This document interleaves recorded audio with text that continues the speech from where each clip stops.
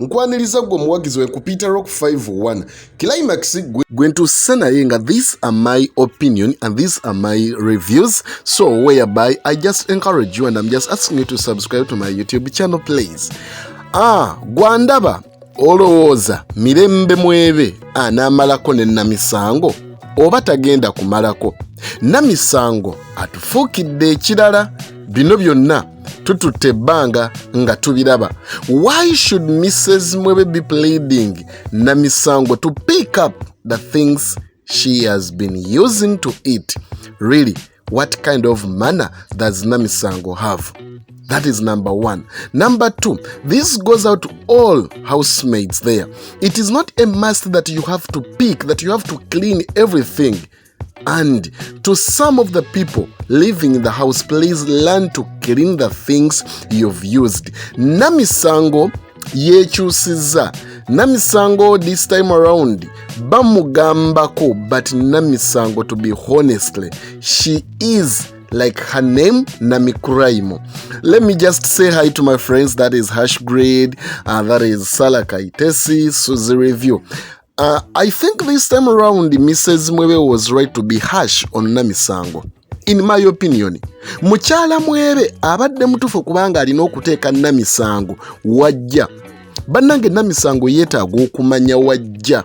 Namisango yeetaaga okumanya wa waaterero. Namisango yeetaaga omuntu agenda okubanga amutereeza mu layini. The question I have for you is, will Mirembe manage to position Namisango? Why? Because Namisango has a big support.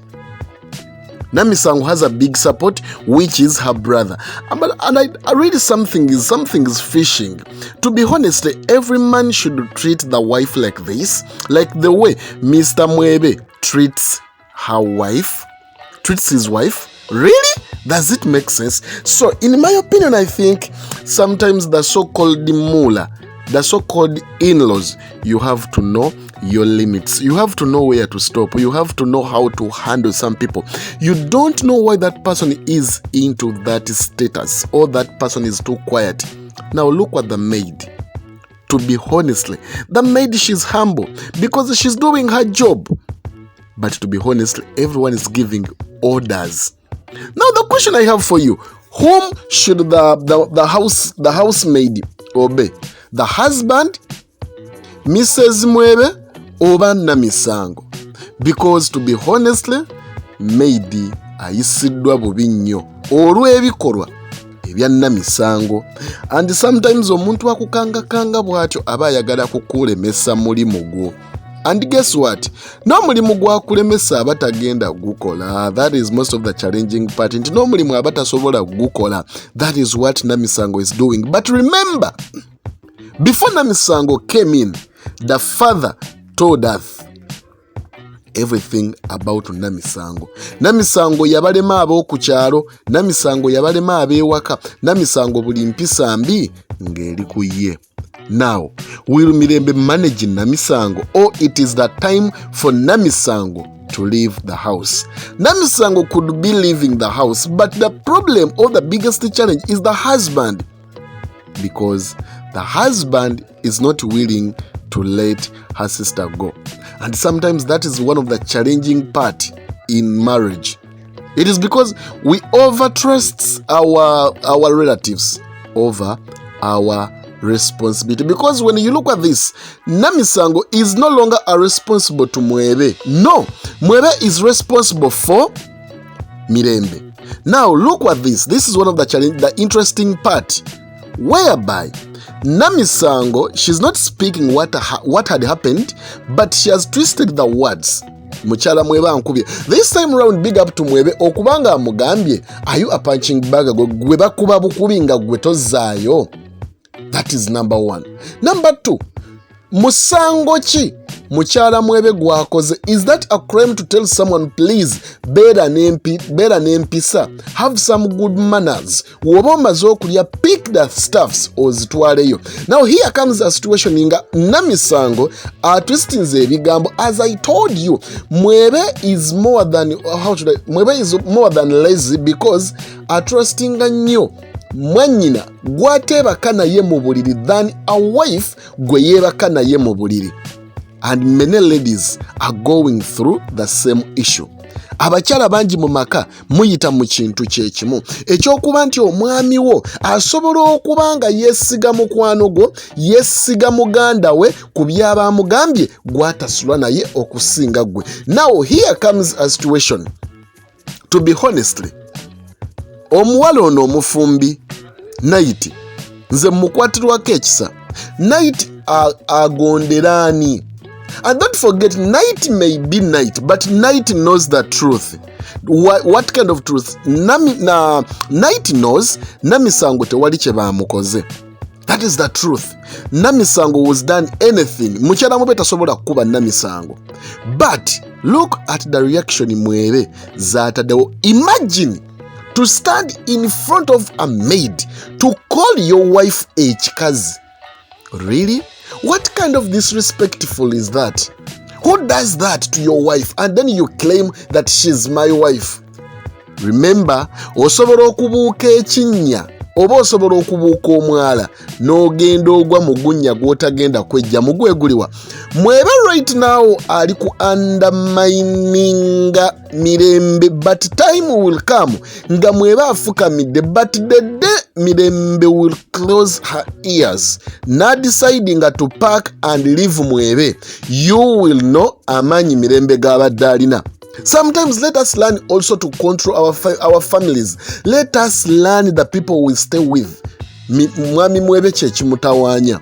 Sijja buyita bwononefu, sijja buyita butumba waavu, wabula nja buyita oba ki like I'm looking for the right word to use, but nange kimbuze. You can say any word you wish to say, but this time around Mwebe, I'm so much disappointed in you. To be honestly, I'm so much disappointed in you. Now, here comes a person fenna gwe tumanyi obulungi, Namisango. To be honestly, Namisango to wake up a day n'agamba nti anoonya omulimu. Really? Number one, Namisango tali ku nkola za mwami Mwebe. Is Namisango not she has now become a private investigator towards her in-law oba mulamu we? How? Mujjukire mwami Mwebe amugamba nkwegayiridde tomugjaako maaso munkettere. Now, wandibadde weebuuza, why is it like that? Here comes a situation nti ne Namisango bye yasoma naye byawaddeyo mbu bye yasoma. Why? In my opinion, what if ng'ayagala the same office, the same company Mirembe mwakolera naye waaba agenda akolere? Big up to Priscilla okubanga ayogedde amazima that not every worker should wear like the way you've done. Si buli muntu nti ateekeddwa kubanga ayambala nga bw'oyambadde. That shows that Priscilla ali professional mu kikyakola. As I told you, omuntu gwe banoonyeza omulimu, this is not the way you should dress.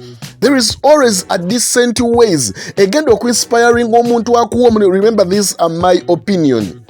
Waliwo engeri gy'oyambalamu omuntu n'akuwa omulimu nga yeeyagala. But really kino tukiyite ki? Fenna tumanyi mukwano gwaffe atayisa skirt. Do you think Namisango anaamuwona? Gwe ku byolabako olowooza kinaatwala ddakiika mmeka okubanga alugwamu? Kubanga tukkirize tugaane, Namisango agenda kugwa mu katego ka William tumumanyi tayisa skirt. Kati ogenda okulabira conflicts zitya nti Namisango tumumanyi. Jukira taata yatugamba, the father told us nti omwana abeera mukaawamu. Now here comes a situation. Do you think wanaaba agudde mu gaapu za William onoomumatiza otya mwami Mwebe nti Mirembe Mwebe teyazigwamu? Jukira ono azze kubanga abega. To be honestly, Chazoka, there is nothing. But big ups to Priscilla okubanga amugambye bw'oba oyagala tukufunira omulimu genda oggyemu engoye z'abaana abato oyambale engoye ez'abantu abakulu. Tekisangika omuntu okuba nga akugamba ebigambo we bityo.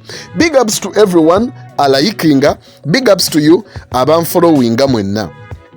For the first time twalabyeko bambi mukazi wattu finally ali mu love the Mr. Gift.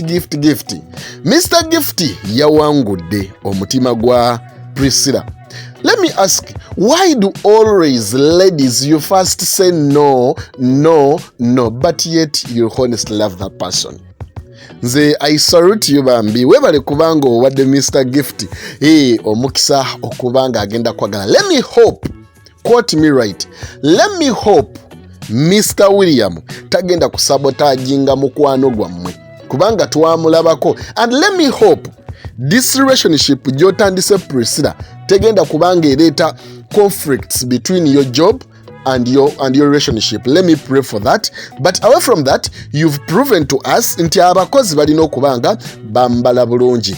Mwena tanaba subscribinga kupita Rock 51 ontereko ka comment nja kubanga nkayisaamu. Mbagala nnyo mwena mikwano gyange akadde tokeerabira. Bye bye.